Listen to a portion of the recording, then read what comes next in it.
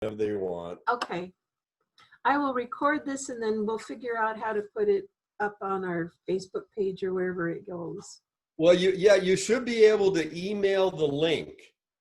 Okay. Because I do Zooms for another venue, and they always record it, and then they email the link. And and the link has to be emailed within a certain amount of time, because after that it will disappear. Okay. So when you're ready, and I'll let you introduce me, and then I'm ready to go, I guess. Okay. Well, who wants to do the introduction? Susie, you do it. You've known David for a while. David is a water. I'll fill in stuff. Yeah, there you go, David. Go ahead. This is David Lobenberg, and I've known him for a few years because when I was in photography, David would bring his large paintings down, and we would transfer them to 4x5 transparencies so he could make prints or have 4-color separations done on them. So, but David's been in watercolor for a long time, and he's been all over the world. And there you go, David. It's up to you now.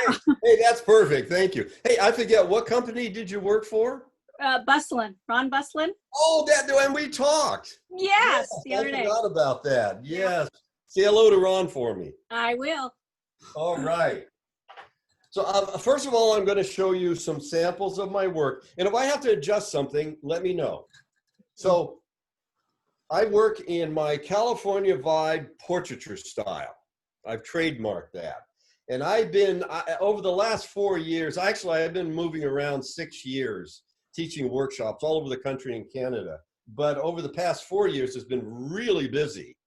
Until March 19th, I'll never forget that date. I was coming back from a workshop, 3 workshops in Florida. I was coming back on a half-empty plane. So I knew something, and I knew this was coming, so I knew something was wrong. And then the stewardess came by, and it was late afternoon. I ordered a Jack Daniels. She came by.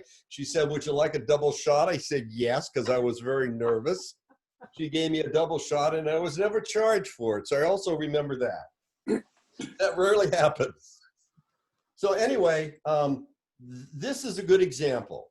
Lots of bright colors, lots of ways to apply paint to paper. I have a reusable metal straw. I blow on it. I do this. I use sprayers, whatever I can do to make it interesting. But what I am very good at is I can capture a likeness, but in a very loose way. So I call this Whistler's Daughter. I don't know if you if you get that, but it's James McNeil's. And I did that because it looks like she's whistling. Then this is one I did recently. This gentleman, his name is Rick. And Rick is always posts a photograph of himself almost daily now on an app called Sketchy. I don't know if you guys know about Sketchy. SKTCHY. They leave off the E. And it's pretty cool because once you get that app, every day there's just tons of photographs that people post of themselves on Sketchy, and they give you total permission, if you want, to draw or paint them. So Rick has got this marvelous face, and he's been drawn and painted by artists all over the United States and Canada and probably further beyond. So that's Rick. Then currently online, can you see this okay? Yep. Online, I've established, this is about 2 months ago while I was in quarantine, I established my online California Vibe School of Watercolor. And my first course is basically duplicates the workshops that I was teaching all across the United States and Canada. So if you sign up on this online school, California Vibe School of Watercolor, you basically can take this workshop. it's a series of 10 videos with 10 lessons. You can access it anytime. It's always on your digital device. It never disappears. So while I was traveling, my workshops were selling between $350 and almost $500, depending on the days. This I sell for $75. It's not live, but it's very detailed. So I just want to let you know, and you can go to lobenbergart.com, lobenbergart.com. And once you're on the home page, you'll see a little introductory video. You can go to my workshop page and you can see course 1, course 2, which I just brought online. And I'm now working on course 3, which is California Vibe Portraiture with embellishments using stencils like this. And I don't use stencils with lambs or animals or anything. I like to find crazy things like this. This is called Grand Wisteria. So it's kind of graffiti-like, it's kind of abstract. So this is what I did yesterday on one of my lessons to show how it works.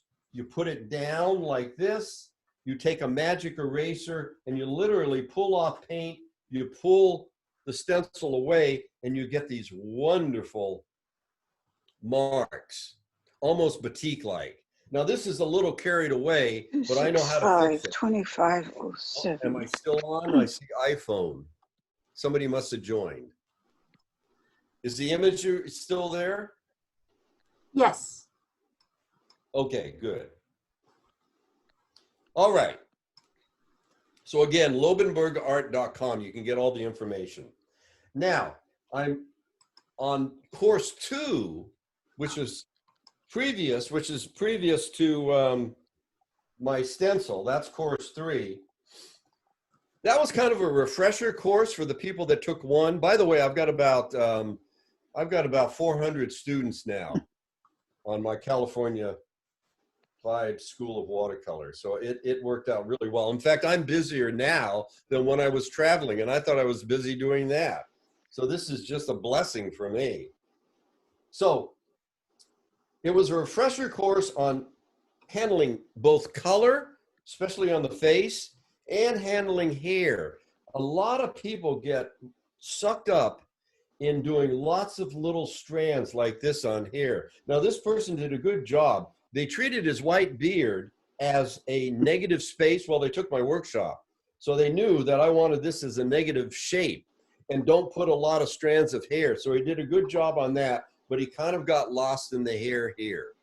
Lots of little strands. So course 2 is all about eliminating all those strands because you don't need to paint them. And you can still make hair look like hair. So I'm going to demonstrate this, but I wanted to show you another example. You know, not too bad on the face, but look at all the strands in the hair. You want to be able to see hair as solid, dark, middle, and light value shapes. And then maybe just put in a little indication of a hair or two. That's all you need. People are going to look at your portrait and it's going to come across as hair. And the other problem that people have is when they love my California Vibe watercolor portraiture style with all the color. But when they paint in the beginning, until they learn my style and see me paint more, they end up with patches of color.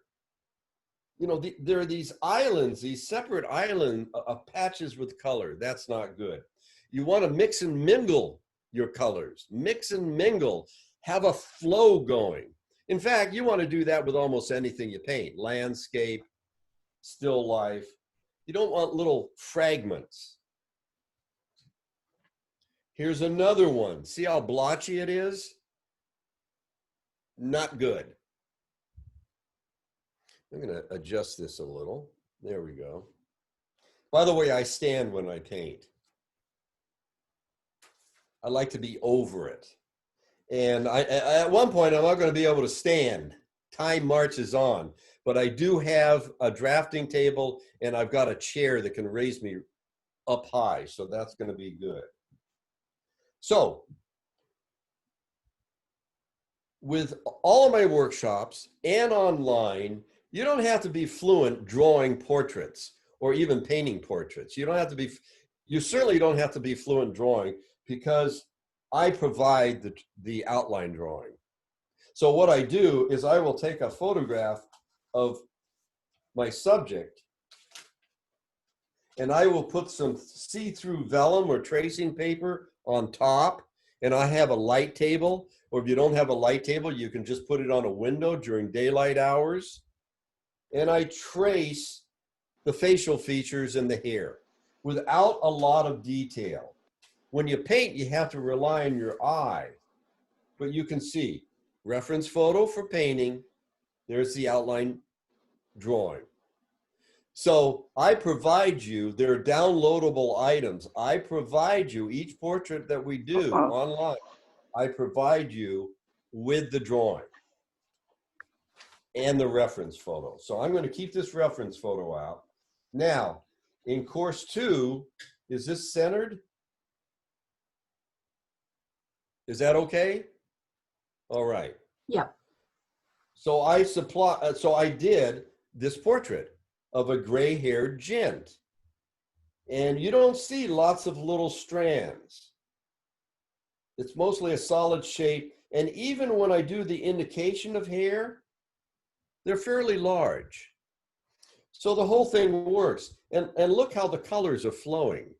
You know, I've got yellow ochre, I've got opera rose, I've got yellows and greens and lavenders, but it's flowing. So that's what I'm going to show you, how that's done.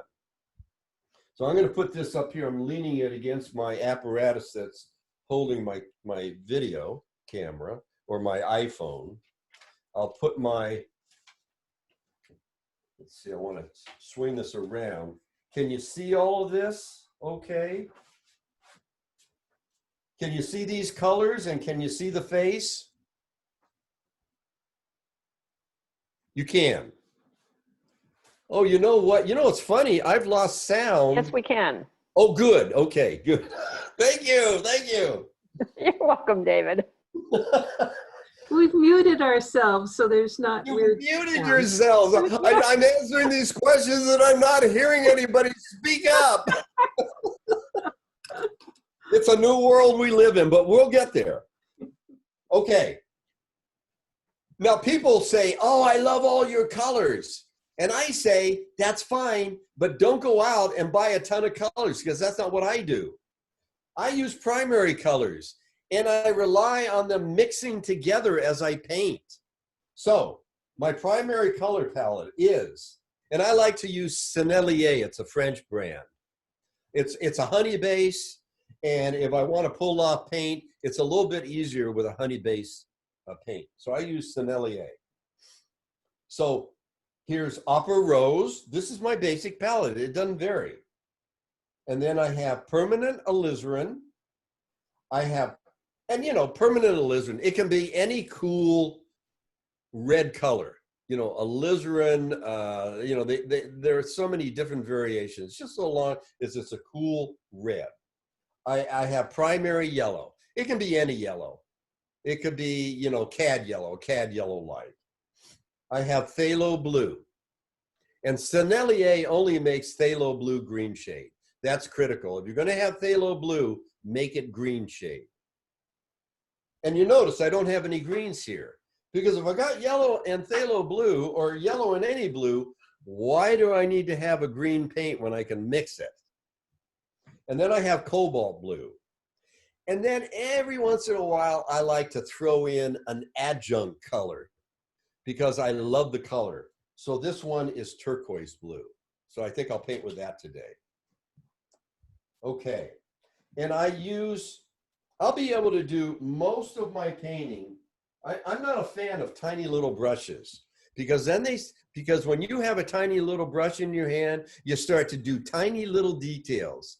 And pardon my language, but for my style, that sucks.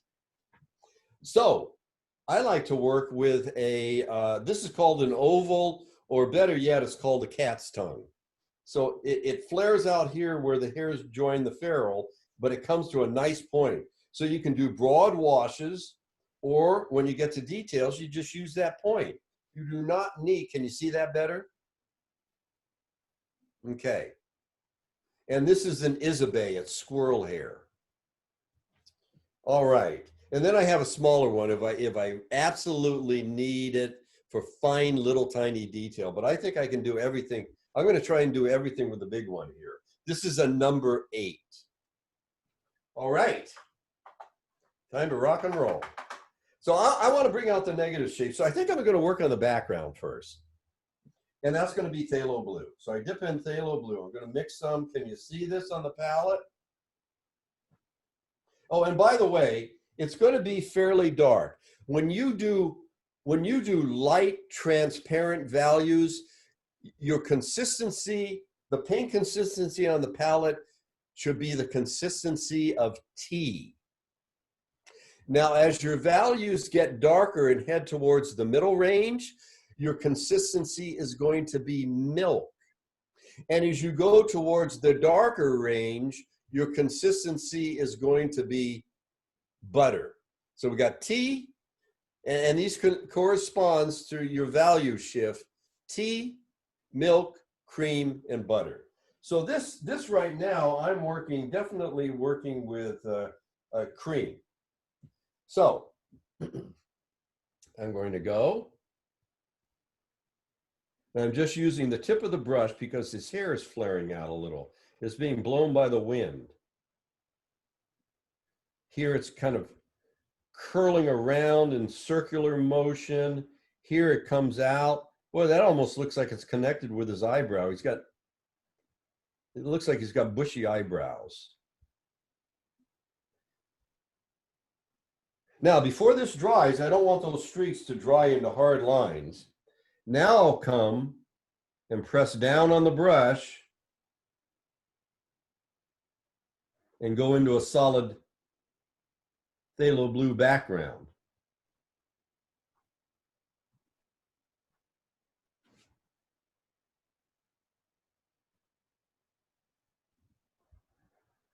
Even feather it a little out here.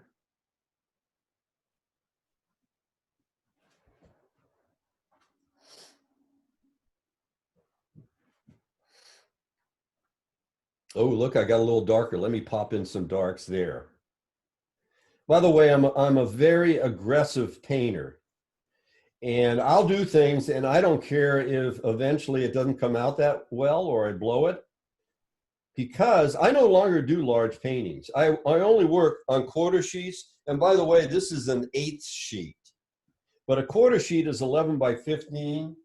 Hey, I figure if I get a good painting and I sell it, and it's going to eventually get framed, with a 3-inch frame around it, I mean, how big do you want your painting to be? Unless you've got a giant wall. But I think 11 by 15 is great. And you're not intimidating. If you blow your painting, you haven't wasted a lot of paper. And let me show you, I'm out of the picture here. You always have your master tracing, which is cool. You don't have to draw it from scratch again. You get a new piece of paper, put it on a light table or on the window during the day, and trace. I work on 140 pound. You can see right through it. I do this for landscape, still life. I know how to draw very, very well. I taught drawing at Sacramento City College. But I don't draw anymore because the creativity for me comes in the painting. Okay, I got to get this guy back. I'm still doing my feathering. We'll see whether I finish this, but I'm taking my time. I want you to see this because I think it's critical. Because I see so many people painting here, and they take out a small brush and they put in strands, and that's just, you don't need to do that.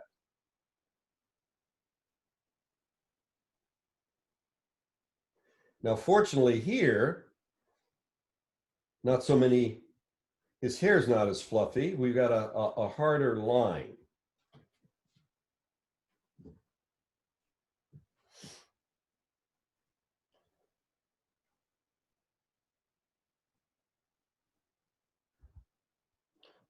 Sometimes I use just the tip of the brush. Oh, I got to remember, this is his ear here. I often see people painting in my workshops. They have the reference photo, but then they stop looking at it and they start just making up the painting. And they finish with a painting and they say, hey, you know, I don't know why this doesn't look like your painting, David. It just doesn't look right. Well, that's because you stopped looking. You know, your reference photo tells you what values you want to put in, and it tells you shapes. It's your Bible as your painting. It's your blueprint. I'm just going to float most of them in phthalo blue. Are your reference photos black and white so that you can see those different values? Is that what you usually use? Good question. You could work in color, but I like black and white, so I'm not influenced and I make up my own color. So I'll take color photographs and I'll put them in my iPhoto and turn them into black and white. You can also take photos and manipulate them and bump up colors, and you can do all sorts of crazy things and use that to follow for your California Vibe style. Now, this is a very conservative California Vibe reference photo. Usually I try and take photos that are dramatic and interesting. I'm going to show you one I took of myself.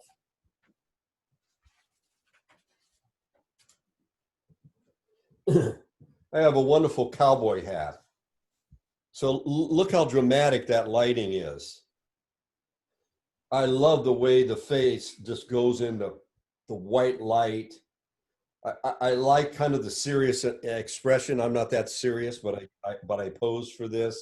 I like the angle. I like the tilt of the head. I like the cowboy hat swooping down. You want to start out with exciting photographs. And you know, with our iPhones, it's so easy to do. And you can take tons of photographs and pick your favorite. There's no excuse. You do not want to take a picture where your subject is looking right at you and smiling. Say cheese. No. I get very passionate about this. Okay, I'll lighten it up a little here. There. Now, oh, and I thought about getting a hair dryer, but I never use a hair dryer because I find painting, and especially painting and looking at your reference photo at the same time, it's an intense process. I mean, you all know this.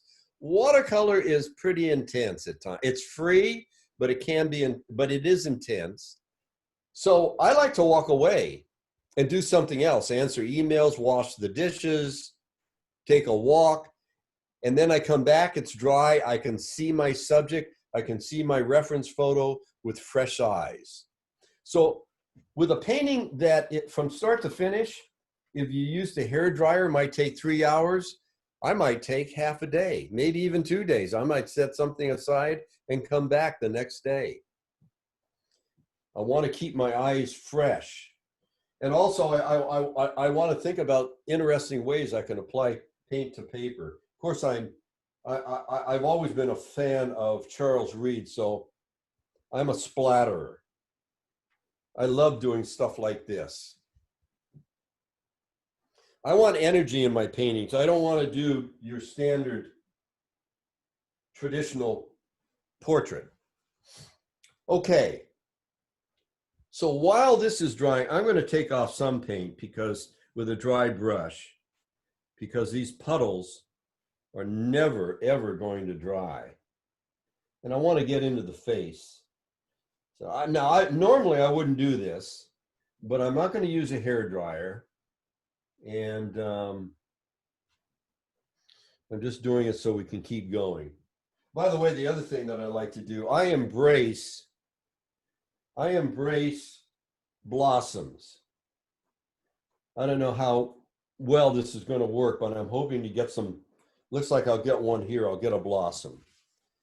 To me, all it is added texture. or added eye candy. I've heard that term before, kind of a cool term. Oh, look, I'm getting the blossoms here. And I can do this because I know I'm always going to get I painted so many portraits, I'm always going to get a likeness. Okay, now it's time to do the face.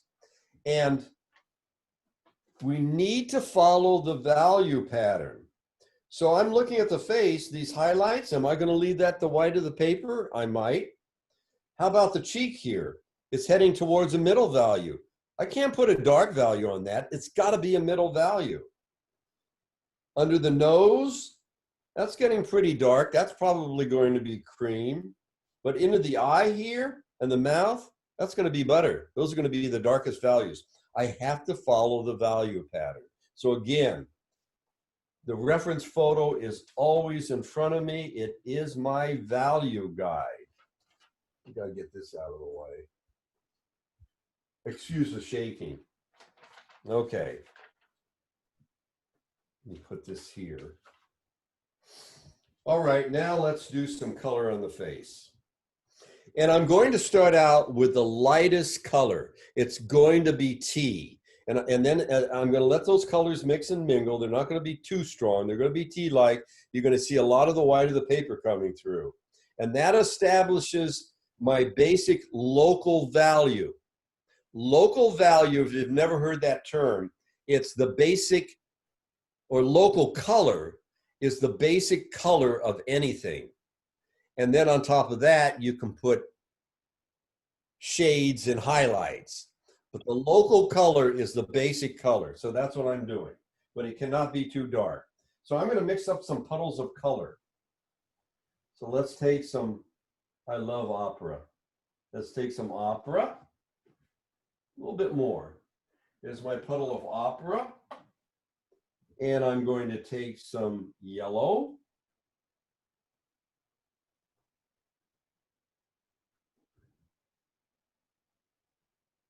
There's a puddle of yellow. I've got my phthalo.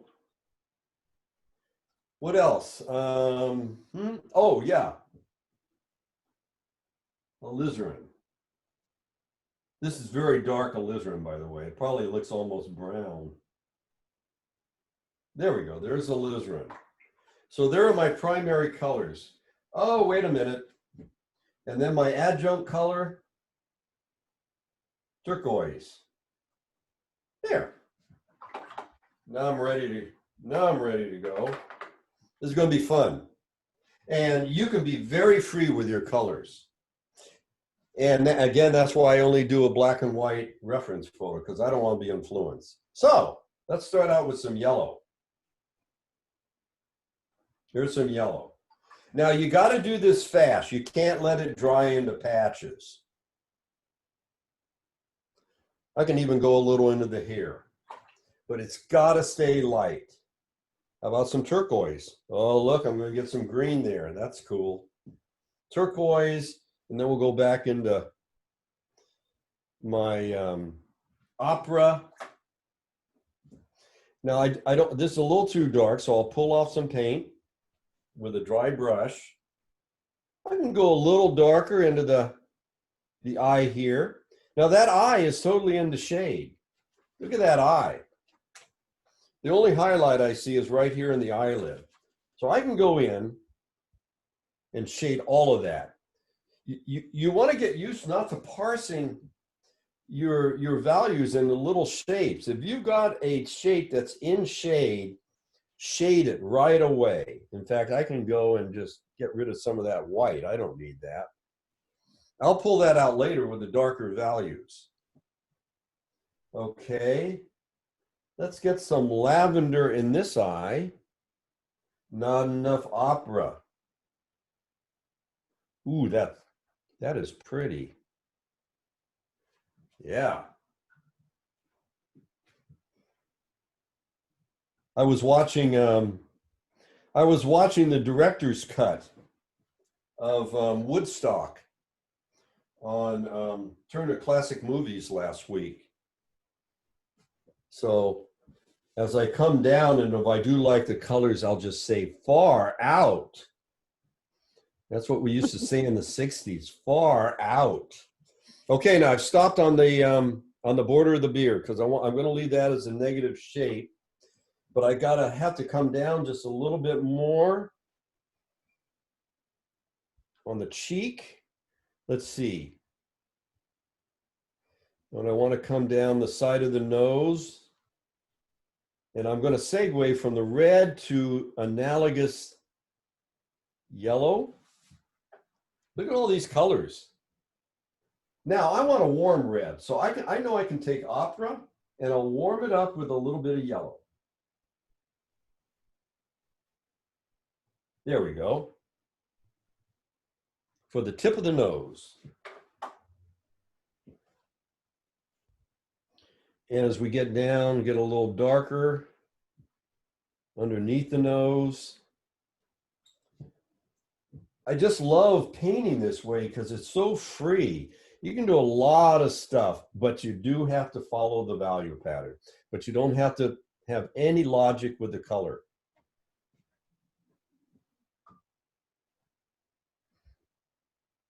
Right into the hair. Okay. I got that. I don't want to go into the beard too much.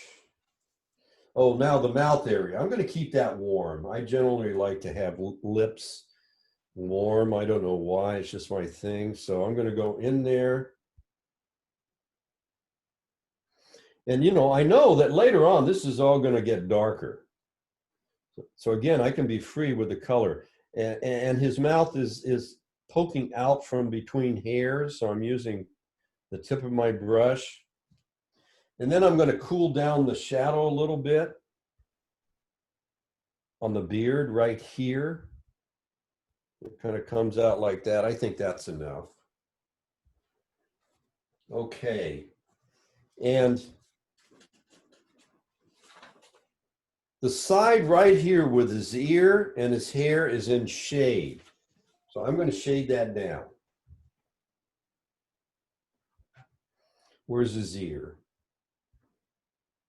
Okay, right about here. This is kind of a dirty neutral color, a little bit. That's okay.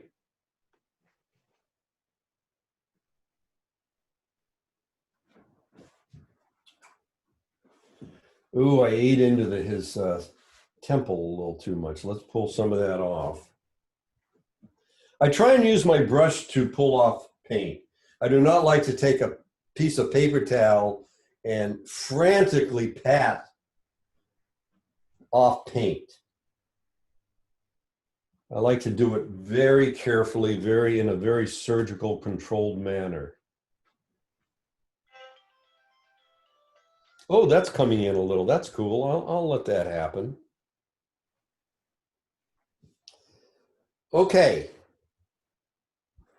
Now, I'm going to have to take, I normally wouldn't do this, but I want to keep going. I'm going to have to suck up a little paint, otherwise that's not going to dry. Suck up a little there. Okay, now I'm open for questions because I want this to dry back a little bit. So do you guys have any questions for me?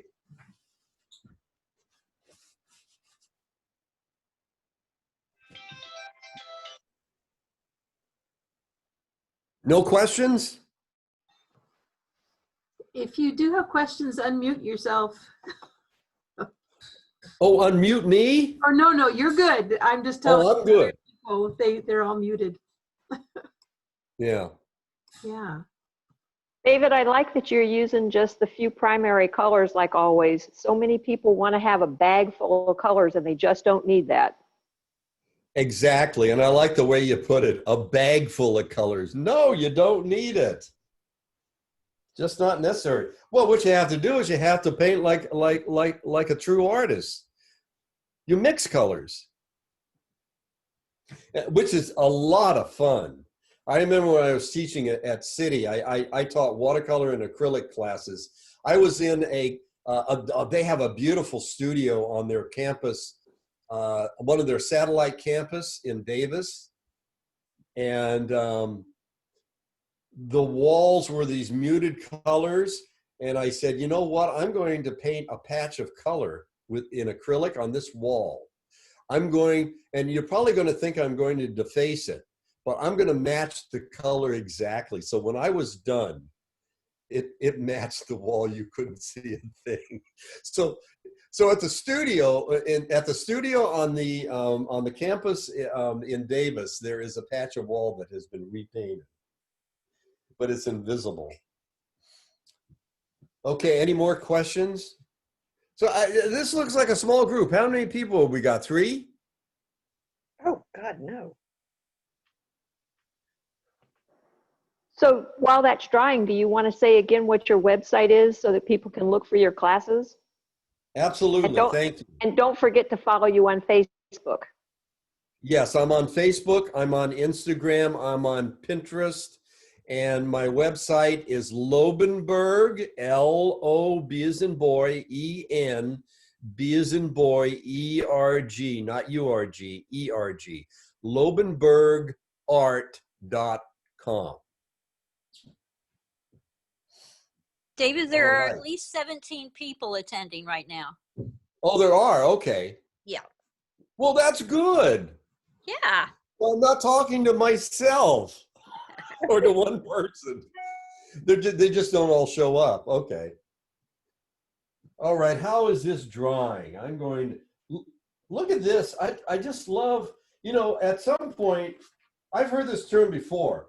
Well, I think Charles Reed used it. Well, the painting's painting itself now. And I thought, what the hell does that mean? But that's critical. I love not to over control the medium. And the best definition I've ever heard about watercolor was watercolor is controlling the flood. You got to let it flood. Yeah, there's a certain amount of control, but you can only go so far because it's still a flood. Now look what's happening as it's flooding here. I don't know, where's the lens? The lens is right here. Can you see this right here? This little river of lighter color. I love that. And look at the blossoms I'm getting. And a blossom here. I love all this stuff. Are you using a cold press or a hot press paper? Good. It looks like it's flowing really well. It's a cold press. Okay. Yeah, I do like painting on rough, but I don't do a lot of it. So it's just simply cold press. And I like to paint on Fabriano Artistico, cold press. 2 reasons. I know that Arches has had some problems with batches of paint in the past. Fabriano is very, very good at maintaining quality. They've only been in business since the Renaissance. And also, they have a way of whitening the paper that is archival. It's never going to yellow on you. And it's a little more relaxed as far as buckling. It still buckles, which doesn't bother me, but it still buckles, but it's a little more relaxed. So I've been painting on Fabriano for years. Okay, how are we? Oh, look, I'm starting to get, now, you know, I say I like a flow and a mix and mingling. I am getting a little border here. It's a blossom. The paint's being pushed out and it's gotten a little darker, but that's okay. Oh, and I'm getting one here. Now, I don't know if I like that. So what I'm going to do is I've got a wet brush, a clean wet brush, not too much water on it, but I can go, oh yeah, look at that. I can get rid of that. There we go. And right here too, I want that a little more blendy. Doesn't have to be perfect. There we go. All right. And the interesting thing about this is right now it's all light. It's tea milk at the most. The colors you can see this beautiful blend of colors, and you're kind of seeing the face come out, but not that much. But see, I have faith because I know that when this dries and I come in with the middle and dark values, and if I'm relatively accurate, and if I follow my reference photograph, and by the way, this applies to any subject that you paint, it's not just portraiture. I know that I'll I'll be able to represent whatever I'm painting. So I will be able to bring out this portrait of this man. Okay. Let's put him here. I want to be able to see it. I think I'm going to start with the eyes. And I'm going to keep with this large brush as much as I can. Let's start out with this eye right here. And it's mostly in shade. So I don't want too much detail. So I'm going to, now in this painting, it's kind of a blue-violet. I think I'm going to go for maybe more of an alizarin. Let's see what that looks like. And this may fail. And I may fail in front of all of you, but I don't care. Because it does demonstrate how I paint and the attitude that I take. And and you can tell already I'm relatively, I'll mix a little in here. I'm pretty intuitive with my painting. I don't have any set idea of how the colors are going to turn out. But I do know if I'm real careful following the values, that I will capture lightness. Okay.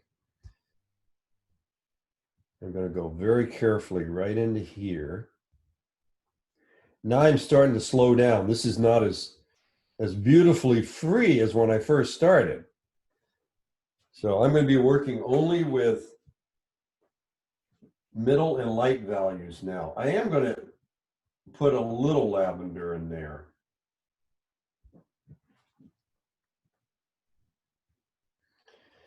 And I'm going to cross all of this. I'm going right across the eye. But look how I'm establishing this beautiful edge on the bridge of the nose. And of course, that's the other thing that is critical, no matter what the medium is. You're always going to have soft, hard, and lost edges. Oh, I'm going to pop in a little yellow right now. Let's see what that does. That's cool. I'm very aggressive. I'm not afraid to do things because you never know what you're going to discover. Okay, now I think I'm going to continue with the crimson on this side.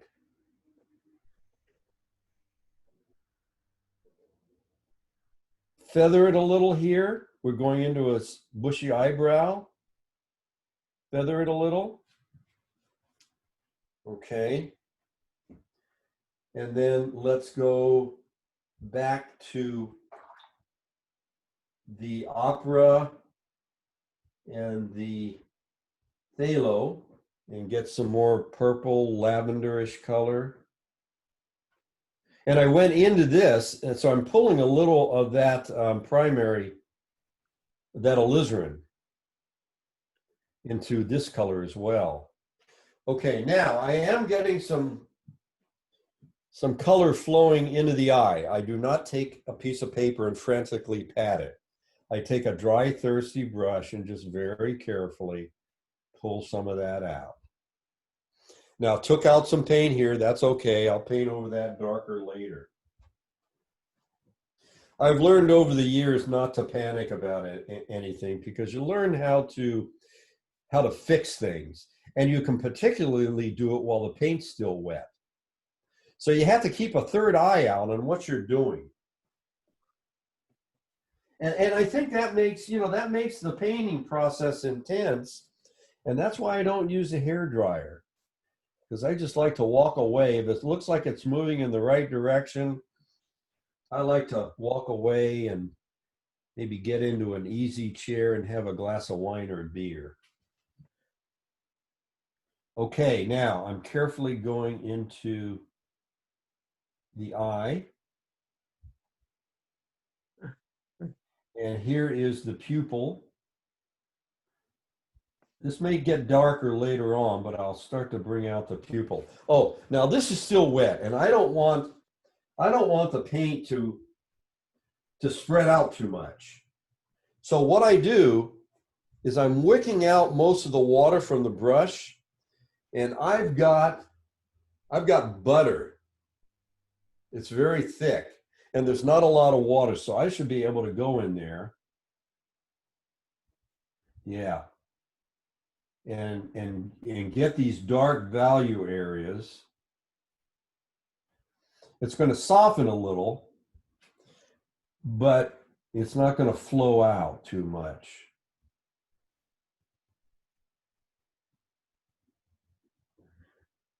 Get this eye.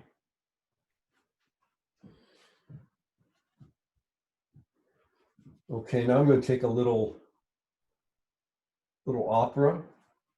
And this opera is thick. And I'm taking off more water because you can't see the whites of his eye. His pupil blends into the dark of the white of the eye. And then it comes down like that. There. And that's starting to look like an eye. I do want a little more highlight on the lid. I don't like this. I'm going to take off some of that. Maybe brighten this up a little. There. Now, I still want to go and work on the eye, but I'm going to let that dry. Because if I keep going in wet on wet on wet, it's just going to become a big blob. And we've all done that. We're so anxious to finish one area that we keep working at it while it's still wet. And all the paint runs together and it's just a mess. You've got to refrain from doing that. And it gives you the opportunity to go to another part. I'm going to go to the nose and mouth. So I can start seeing how everything works together. And it's going to make me feel good because I'm going to see his image, his facial features emerge. And I'll get even more confident when that happens. Okay. I do want to do a little bit of the lid here. That can be darker. So let's go in with a middle value, but not too dark. This is going to be between milk and cream. So we come in. Okay, now it's got to get lighter. I'm going to use more of this alizarin. And then lighter yet. Don't go too dark, David. There, that's good. Then it swings up like this. There. A little bit of value right there. There we go. Let's soften this with a clean brush. There. Okay. I want to give the tip of his nose a little more warmth. So I've got opera and orange. Bring that up there. Oh yeah, that looks good. And then with a wet brush now, because I don't want it too dark, I'm going to go right along the ridge. There. Then let's start to get darker underneath the nose.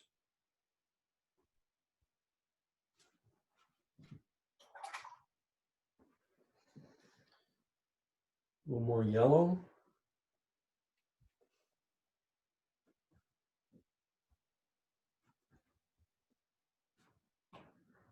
Take off some water. Now let's get in a nice deep nostril. I think I'll use phthalo, and it's very buttery.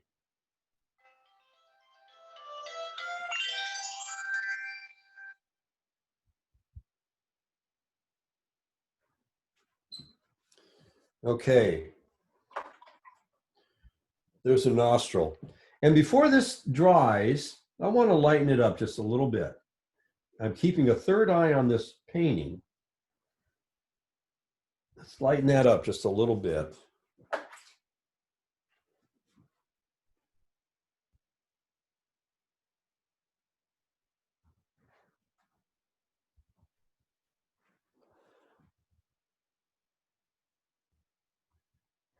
I'm going to do a little glaze of yellow. Just warm this up.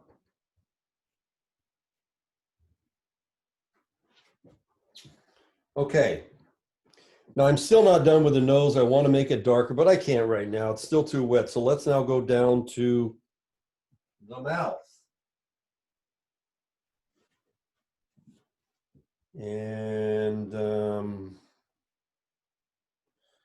going to use some alizarin and some opera. We'll pick up a little phthalo. Okay, here we go. Feather it a little.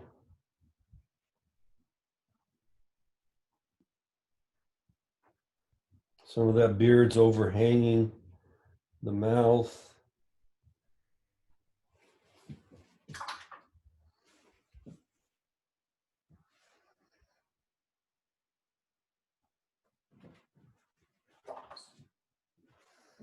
And let's take some phthalo.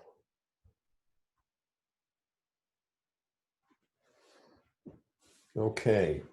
Now with a wet brush, I want to soften this. I just don't want it to come to a dead stop like that. That's got to soften a little and swing around like this. And go into the beard. And I want to soften this a little with a wet brush.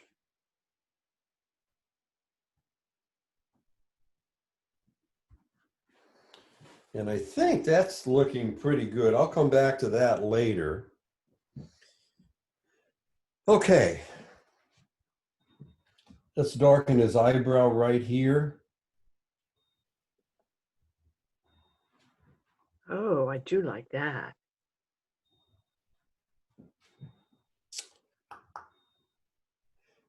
I'm going to add a little bit more. I've got a lot of phthalo here. So I'm going to want to distribute that in another location. By the way, I want to take off some more. More paint right here. Give it a little scrubbing action. Well, that's looking good. And actually, this is highlights a bit too much. There we go.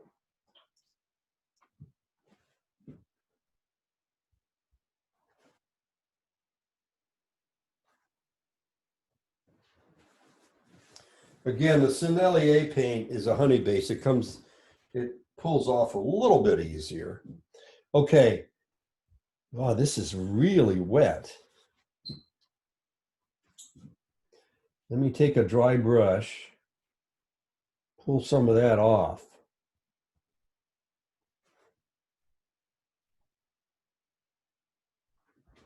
Kind of indicating a little bit of a highlight there on his upper lid.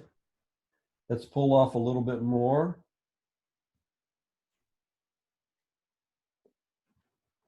And then I'm going to take phthalo blue and apply it right here.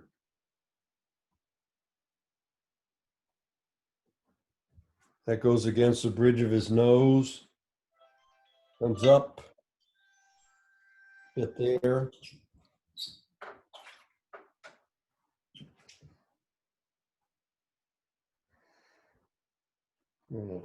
Soften that.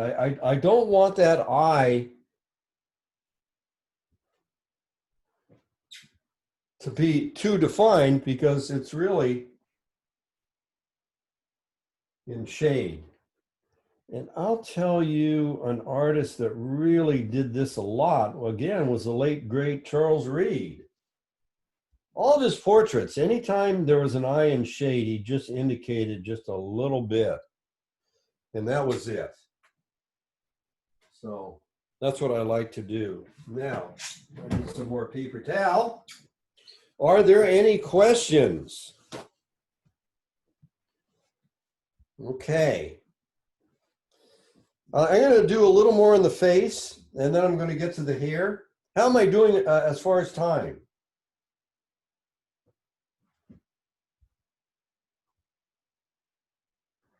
Oops, see, still too wet. Although this little piece, kind of cool.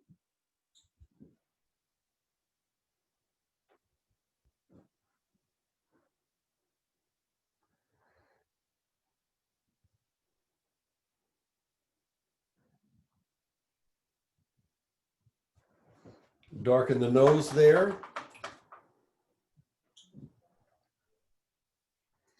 Let's get some more opera and a little yellow.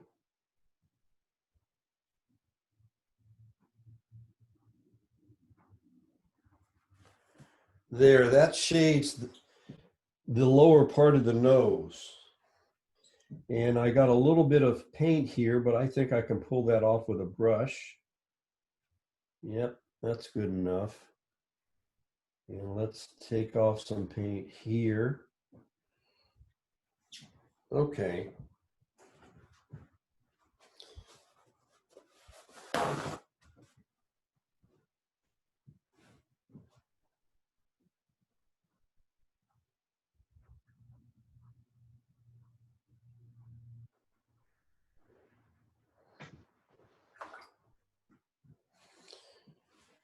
The other thing I like about this cat's tongue, I can't control it perfectly. I can get the values in the right shape, but I cannot copy the photograph exactly. And I like that. I don't like to be in total control when I paint, which kind of sounds funny. But I like it when things happen. And I just don't like to be too much in control. Okay.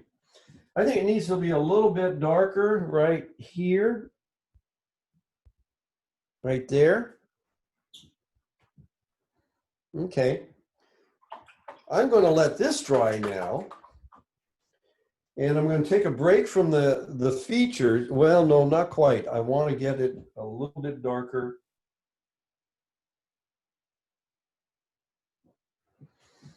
Here. Right here. That's the dark side of his cheek on the left side of his face. That swings around, comes up again like that. I'll let that dry back a little. And then let's go back to I'm going to have to be very careful. I don't want my brush to be too wet. I want to get the crease on the side of the nose. And then have this side of the cheek dark. And I think I want a little lavender, a little more lavender. There we go, to balance out this side. If you put a color in one part of your painting, you should try and put it in another part, and that will give you a little more color unity. Okay. Now, here's a critical spot. If we want to pull out his hair, this shade here is real critical. That little bit of shading where the hair hits the temple. I want to get that. I think I'll do that mostly with phthalo. So that is, where is that? That's about right there. And then let's hit it with a little bit of crimson.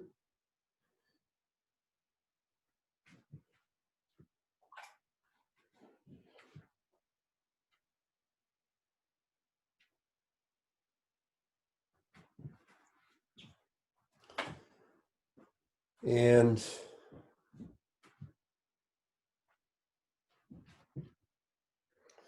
I want to get it a little darker on the forehead, right there.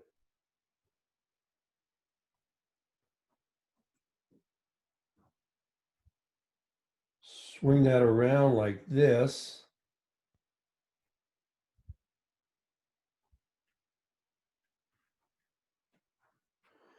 See that this defines the forehead a little more and separates the forehead from the white hair. And he's got some wrinkles.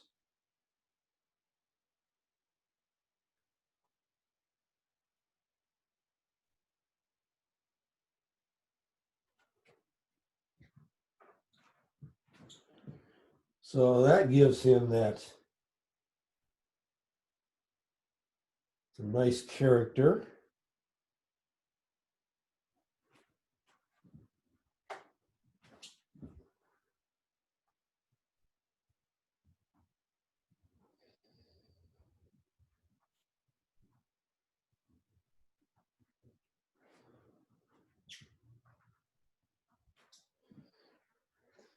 I want this to be a little lighter, so I'm going to pull off some paint.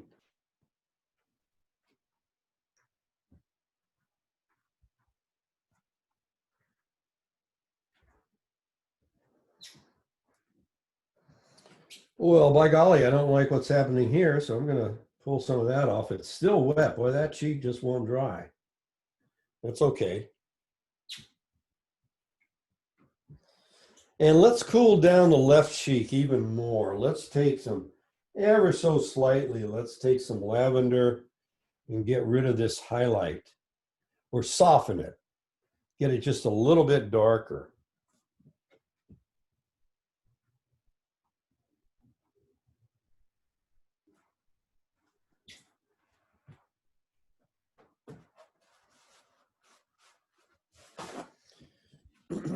Now I will use a paper towel now. I've got a nice, I've bent the towel over to get a nice straight edge, and I can go right up to here and get a nice hard edge there.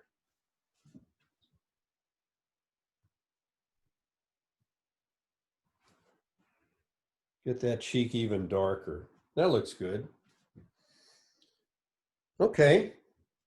Oh, and critical, separating the beard from the face, is this little bit of dark right here. You know, it's real interesting. So, a lot of times, the devil is definitely in the details. And you train your eye to see those details, and you see how important they are. So right here, it's got to be just a little bit darker. Darken all of that. See, now I'm starting to get an edge on his beard. It's not exactly like the photograph, but if you can take your eye away from the photograph every once in a while and concentrate on your painting, you can determine what's working and what's not. Because, you know, once this painting is framed and maybe entered into a show, you're certainly not going to enter it in with your reference photo, and the judge isn't going to say, well, gee, it doesn't look exactly like the reference photo. Just so long as it works. And this is working for me. Okay. We're getting there. We're getting there. Now, I've kind of lost the eyebrow here. I think what I'm going to have to do is put a little bit of border here. There, now we got the eyebrow going in. Didn't take much. By the way, if I want highlights in areas, I use these little gizmos. This is called a Uniball Signo white opaque touch-up pen. You get these from Jet Pen. Well, you can get these a lot of places. I like to go directly to jetpens.com in San Francisco. They're the distributor. And also you can get white chalk markers. very good to bring some white back, like maybe a highlight in the eye, or maybe some strands. I might later on I could white this a little more and get that highlight that's in the eyebrow, just used to get white areas. Oh, now another critical area. I see a nice dark value right here underneath the nose and going into the nose, into the beard. And actually going into the beard and almost right into his nostril. That's what I'm trying to say. Now, but I do want to lighten this up a little. Okay, that's good enough.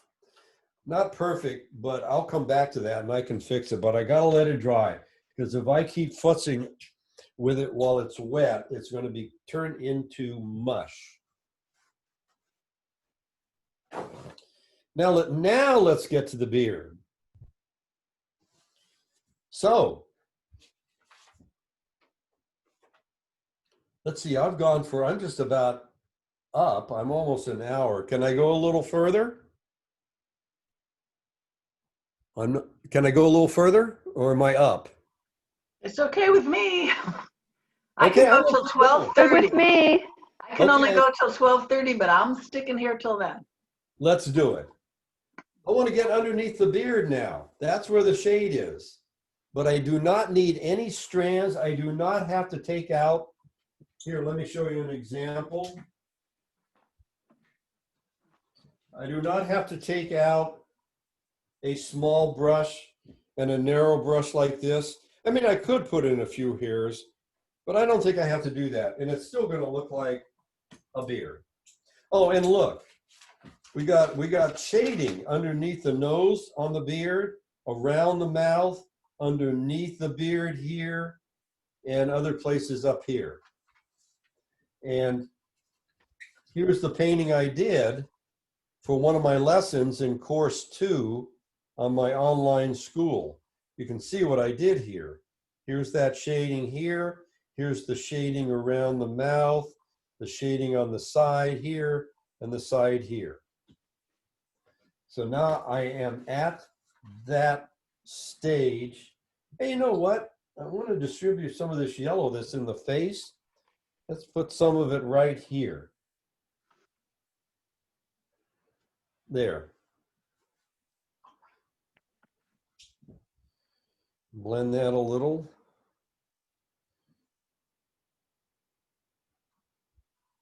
Okay. Now let's do the beard. I'll get some phthalo. And I'm going to mix it with some yellow to get a green cast. And I'm kind of following, there's a flow there's a flow in the beard. Look, you can see here, there are 2 points here and here. Again, you don't have to copy it exactly, but I look at the photograph and I want to capture that flow. So I'm going to do here and here. Just doing this with the tip of my brush.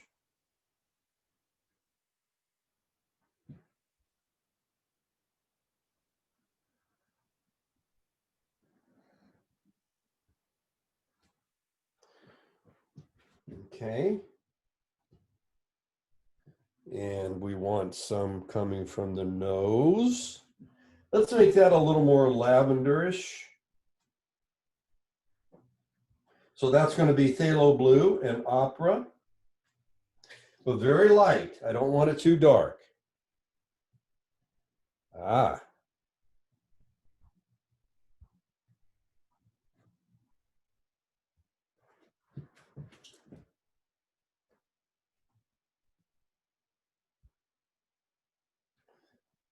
And I want a little shading down here. And then some coming up. I'm going to make that warmer.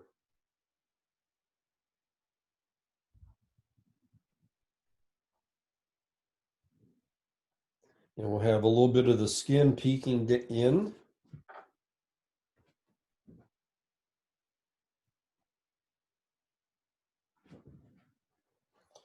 Yeah, I'm liking that.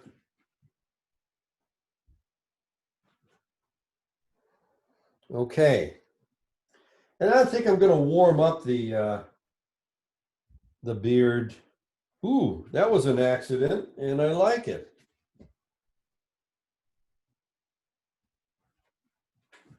Yeah, that got some of the opera in the face down in the beard. That's good.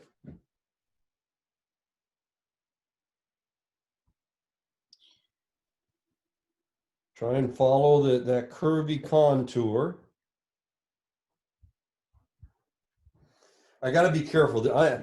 You can start doing too much. I don't want to do that. The less, the better.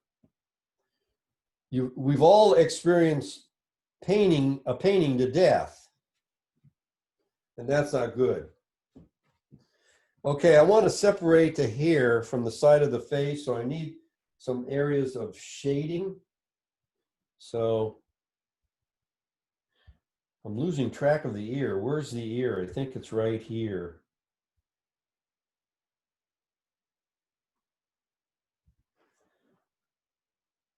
That's good. Okay, now let's go to the top. The top I'm going to use mostly yellow. You know, the light's coming from up there. Let's put a little bit of yellow in here. Oh yeah, that looks good. A little bit in here. Then darker there. I am almost done with this gentleman.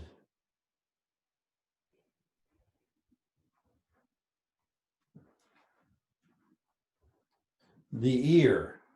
I'm going to give him a warm ear.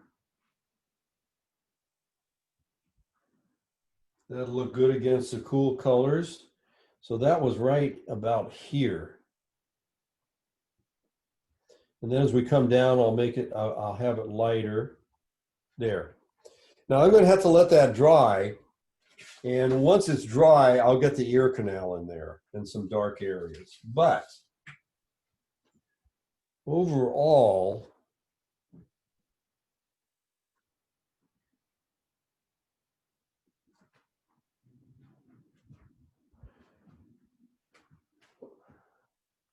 we need to get a little bit darker. Oh, I think.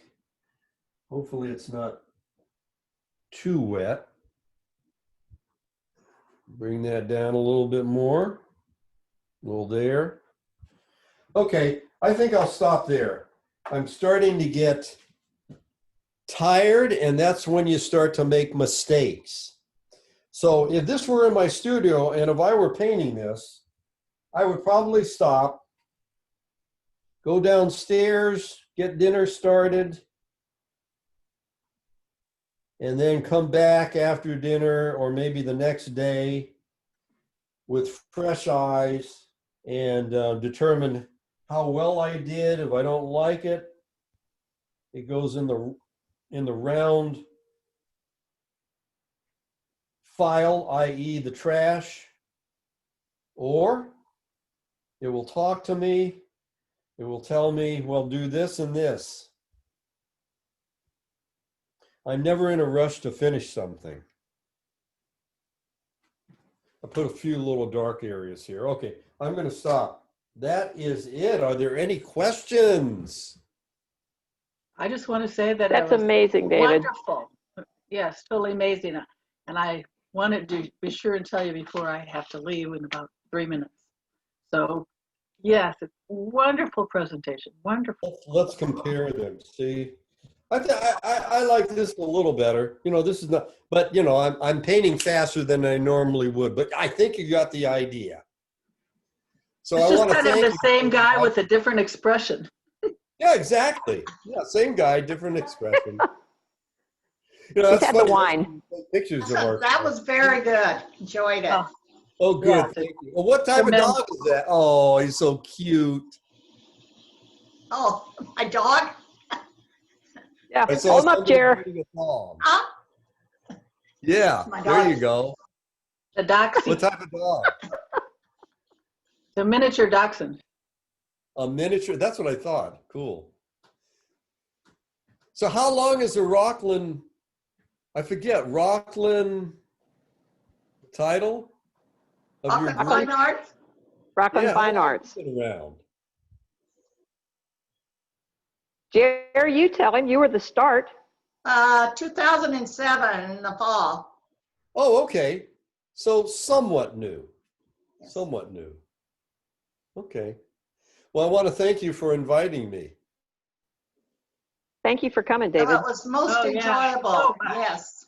Thank you. It was wonderful. And Okay. thank Carolyn for recording it, because I know some people that weren't able to come that really wanted to see this presentation. So that'll be wonderful if we have a Yeah, recording. and if you can send me an email with that link, I'd like to have that too. I save all these. Okay. Okay. All right. You guys have a good day. Thank you. Thank you, David. Hey, stay safe. Stay well. Thank you, David. Thanks, everybody. Hang on. Thank you for Bye-bye. having me. Bye-bye.